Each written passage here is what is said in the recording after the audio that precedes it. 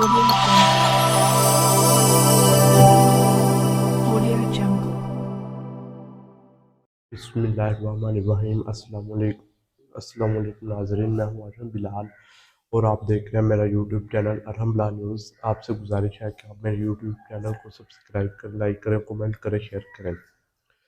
आज नाज़रीन हम चलते हैं अपनी स्टोरीज़ की तरफ। आज जो सबसे बड़ी स्टोरीज़ है ना, वो है कमिश्नर रावलपिंडी लियाकत जट्टे का इस्तीफ़ा और बयान जो उन्होंने मीडिया के सामने दिया है। उन्होंने ये जो बयान दिया है, जो प्रेस कॉन्फ्रेंस की है जो कमिश्नर रावलपिंडी ने लियाकत जट्टा साहब ने, वो थोड़ी सी मैं आपको इसकी डिटेल शेयर कर देता हूँ। रावलपिंडी डिवीज़न में हारे हुए उम्मीदवारों को जितवाया, इलेक्शन ठीक नहीं करवा सका, मुस्ताफ़ी होता हूँ। रावलपिंडी डिवीज़न में धांधली की जिम्मेदारी जो कबूल करता हूँ। इस काम में चीफ इलेक्शन कमिश्नर भी मुलव्वस हैं। जाली मोहरें लगाकर 17,000 लीड वालों को हराया गया। मुझे सज़ा मिलनी चाहिए। नमाज फजर के बाद मैंने सोचा, खुदकुशी का सोचा, लेकिन फिर सोचा कि हराम की मौत क्यों मरूं, हक़ाइक़ अवाम के सामने रखूं। और जो है उन्होंने अपने आप को पुलिस के हवाले कर दिया। रावलपिंडी पुलिस ने उनको गिरफ्तार भी किया। ये बयान उन्हों का आज सामने आया है और आज जो डेट है वो 17/2 यानी कि 17 फरवरी की 17 तारीख और 2024 है। रावलपिंडी डिवीज़न के हवाले से हम बात करें, इसमें रावलपिंडी आ जाता है, रावलपिंडी ज़िला और अटक, फिर डेहलम, मरी। और इसमें जो है ना रावलपिंडी डिवीज़न में इसमें 13 कौमी असम्बली की और 27 सूबाई असम्बली की जो है ना वो सीटें हैं। यहाँ से जो है रावलपिंडी डिवीज़न से 11 जो है वो नून लीग के उम्मीदवार कामयाब हुए थे। और नाजरीन, ये जो बयान सामने आया है कमिश्नर रावलपिंडी लियाकत जट्टा साहब का, ये बहुत ही खौफनाक किस्म का जो उन्होंने ना इंकशाफात किए हैं। ठीक है, और यहाँ पे सबको पता है कि कल मैरिट होटल में भी पीटीआई के जो आज़ाद कैंडिडेट थे, हमायत याफ्ता पीटीआई के, वो अपने फार्म 45 लिए वहाँ पे गए हुए थे। उसमें अबिया ताहिर है, शहरयार रियाज है और अटक से जो थे मेजर सादिक और उनकी बेटी ईमान ताहिर सादिक, और जहलम से भी जो थे पीटीआई के, वो सारे अपने फार्म 45 लेकर वहाँ पे गए हुए थे। क्योंकि ज़ाहिर सी बात है, हराया तो उन्हें ही गया है। धांधली तो वहाँ की गई जो नून लीग की कामयाबी के लिए की गई धांधली जो है रावलपिंडी डिवीज़न में। और उन्होंने कहा कि मुझे जो है ना चौक उसमें फांसी दे। और इसके बाद जो है ना वो इलेक्शन कमीशन ने इसकी उनके इल्ज़ामात जो उन्होंने इलेक्शन कमीशन पे लगाए थे, चीफ इलेक्शन कमीशन पे, उन्होंने उसकी जो है मुस्तरद कर दिया। उन्होंने कहा कि कमिश्नर का जो होता है कि आरओज़ और डीआरओज़ नहीं लगता, किसी भी डिवीज़न का जो कमिश्नर होता है। ठीक है, और ये जो है ना उनकी स्टेटमेंट या बयान आप कह लें, ये एक बहुत बड़ा धचका है इलेक्शन कमीशन के लिए। नाज़रीन, ये सब के लिए ये एक धचका था, क्योंकि तकरीबन आज 17 हो गया है, 9 दिन के बाद उन्होंने बयान दिया है कमिश्नर रावलपिंडी ने और सारा कुछ ये बताया। तो ये जो है पाकिस्तान के लिए इसके भयानक खतरे, पाकिस्तान के लिए ये बहुत भयानक होगा, क्योंकि पहले ही यहाँ पर है कोई भी जमात जो है वो गवर्नमेंट नहीं बना सकती, किसी के पास सादा अक्सरियत भी नहीं है। और दूसरा अनस्टेबल, हमारा पहले ही बहुत ज़्यादा मुल्क अनस्टेबल है। और लेकिन इस बैन के बाद तो बहुत से और भी राज खुलेंगे। ज़रा ये भी बताते हैं कि इनके पास जो है ना वो शवाहिद मौजूद है, सबूत मौजूद है कि किस तरह धांधली हुई, किस तरह जो है फार्म 45 की बेस पे रिज़ल्ट नहीं बनाया गया, बल्कि फार्म 47 अलग अंदाज से बनाकर जारी कर दिया गया। और ये जो हक़ाइक़ हैं जो इन्होंने इंकशाफात किए हैं, ये बहुत ही भयानक हो सकते हैं नून लीग के लिए। इसकी वजह क्या है? नून लीग के लिए ही क्यों? ये एक दौर में शहबाज शरीफ साहब और हमजा शहबाज शरीफ के साथ ये बहुत करीब थे, ये कमिश्नर साहब। तो इनकी बहुत ज़्यादा दोस्ती भी थी उनके साथ। अब इनको ख्याल आ गया कि मैंने धांधली की तो मुझे सज़ा होनी चाहिए, मैंने गलत किया। नून लीग इसको जो है वो ज़हनी मरीज़ और साइकोपैथ कह रही है, कमिश्नर जो है, कमिश्नर रावलपिंडी को। राना सनाउल्लाह ने भी उसको कहा, हनीफ अब्बासी साहब जो रावलपिंडी से जीते फार्म 47 के मुताबिक, उन्होंने भी कहा।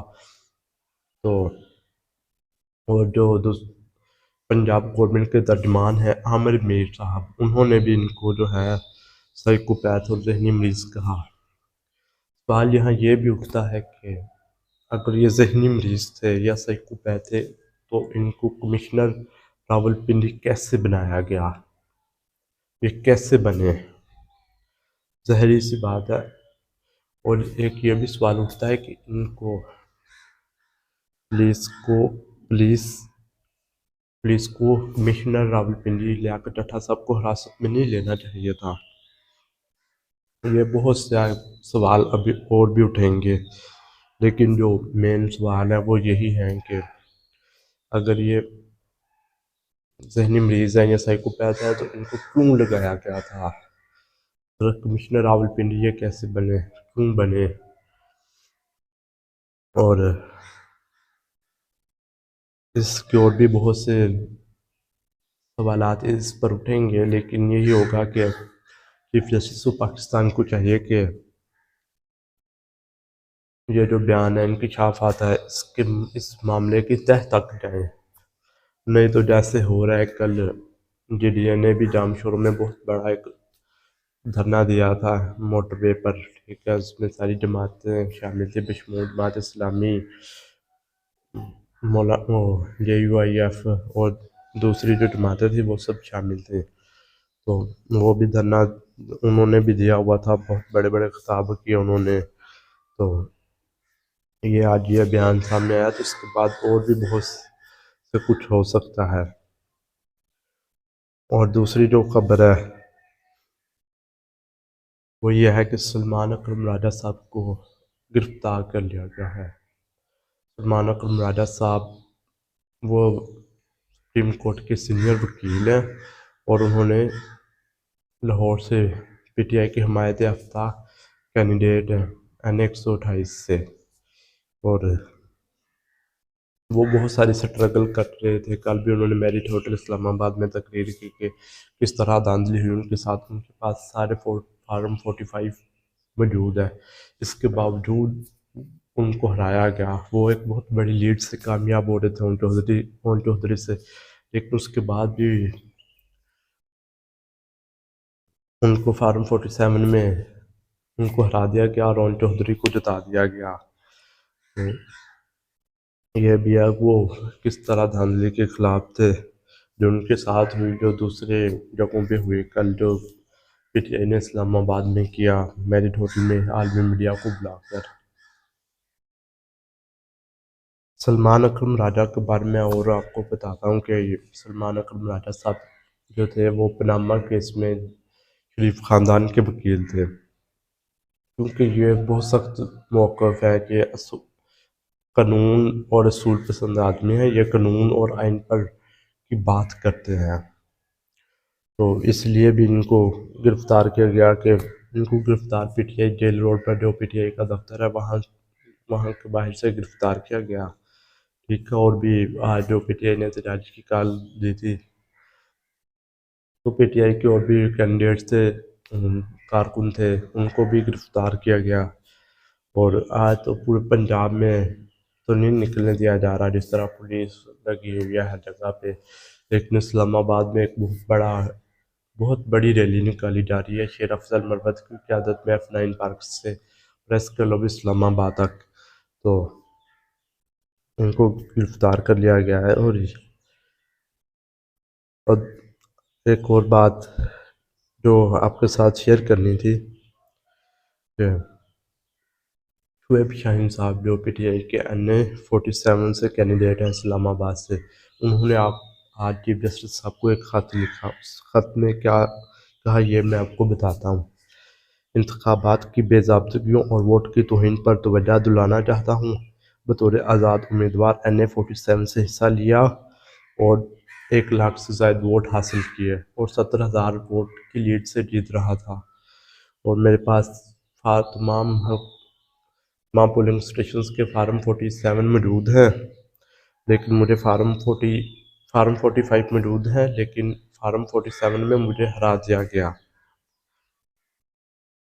और नाज़रीन कुछ ज़राए ये भी बता रहे हैं जो आज उन्होंने लियाकत जट्टा साहब की किया था, इससे पहले भी और भी हमारे जो ज़राए होते हैं उन्होंने बताया कि कुछ ODOs ROs और DROs ने बिना इलेक्शन कमीशन को लिख कर भेजा कि किस तरह धांधली हुई, किस तरह जो है ना इलेक्शन में सारा कुछ हुआ, क्योंकि रात 2 बजे के से पहले पहले इलेक्शन वो नताइज देने के वो बंद है। DROs जो थे रिटर्निंग अफसर्स पोलिंग ऑफिसर, ये सारा जो होते हैं, ये रात 2 बजे से पहले पहले उन्होंने ROs के दफ्तर में जो है वो रिजल्ट जमा करवाना होता है।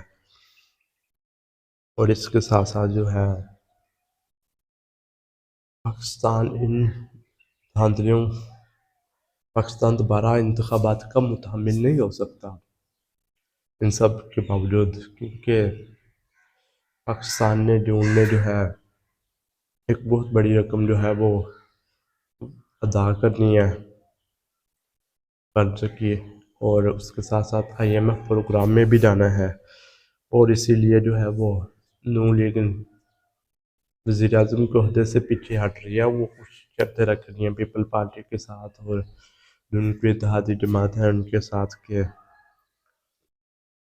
या तो वो सारे काबीना में हों फिर हम वज़ीर आज़म का अहदा लेते हैं, और या वो 2.5 करने में पहले 2.5 शहबाज शरीफ रहें, फिर 2.5 बिलावल भुट्टो साहब रहें।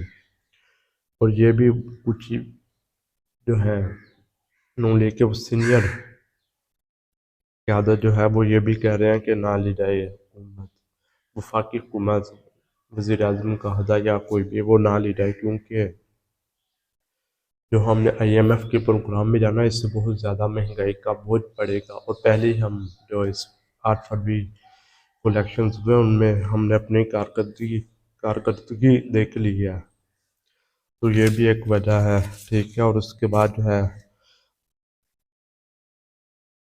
सिराजुल हक साहब जिन्होंने इस्तीफ़ा दिया था 8 फरवरी इलेक्शन के नताइज के बाद जमात इस्लामी के सरबराह की हैसियत से, उसका इस्तीफ़ा जो है वो मजलिस आमला जो जमात इस्लामी की उन्होंने मुस्तरद कर दिया है। ये इस्तीफ़ा मुस्तरद क्यों किया गया? क्योंकि सिराजुल हक साहब ने जिस तरह कंपेन चलाई पूरे मुल्क में, ख़ास तौर पर कराची में, लाहौर में, इस्लामाबाद में, जो बड़े बड़े शहर हैं उन्होंने, तो वहाँ बहुत बहुत पापशोज़ किए। सिराजुल हक साहब ने जमात इस्लामी इसलिए नहीं जीती क्यों, वो वजह धांधली है, ना कि उनकी कोई शख्सियत है। वो धांधली की वजह से जमात इस्लामी को कोई सीट वगैरह नहीं मिली। 8 फरवरी 2024 के इलेक्शन में उनको हराया गया है फार्म 45, तो उन सब के पास है, जैसे कराची में हुआ था मेयरशिप के इलेक्शंस के दौरान। और एक बहुत बड़ी खुशखबरी है PTI के लोगों के लिए, PTI के लिए कि PTI की कारकुन तैयबा राजा को कल रिहा कर दिया गया। वो अपने वालिद के साथ गले लगे रोई, उन्होंने कहा कि बाबा सॉरी आप मेरी वजह से परेशान हुए, और फिर यह भी कहा कि आपने वोट PTI को ही दिया था, यह भी सवाल किया। वो एक बहुत दलेर PTI की कारकुन थी, फीमेल खातून थी, और उन्होंने जिस तरह 9 मई के बाद वो गिरफ्तार रही और अपनी बातों पर स्टैंड लिया, वो बाइस फ़ख्र है किसी के लिए भी जो अपने आप को सच्चे मानते हैं, अपने असूलों को मानते हैं, वो उस पर कायम रहते हैं। और आखिरी बात कि कोई भी जमात हुकूमत क्यों लेने को तैयार नहीं। इस पर मैं आपसे तफसीली बात थोड़ी सी करता हूँ कि जो हुकूमत ना नून लीग चाहती है कि हमें वफाक मिले, वफाक में बैठे मुझे भी कहते हैं फिर हैं कि हम अपोजिशन में बैठेंगे, पीपल पार्टी भी कहती है हम अपोजिशन में बैठेंगे, पीटीआई भी कहती है कि हम अपोजिशन में बैठेंगे। लेकिन ये सोचने वाली बात है कि तमाम जमातें क्यों अपोजिशन में बैठने की बात कर रही हैं। वो इसलिए कर रही हैं कि जो हमने या तो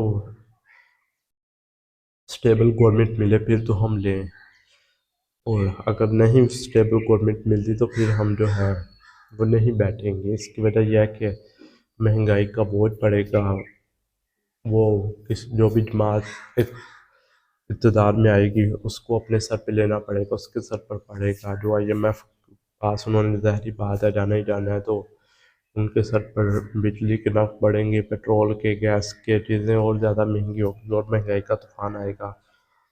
तो इसलिए भी, और अगर ये गवर्नमेंट कोई भी लेते हैं और ये गवर्नमेंट को देखें, और ये भी नहीं पता कि गवर्नमेंट किस टाइम तक चलती है, कितने वक्त तक चलती है।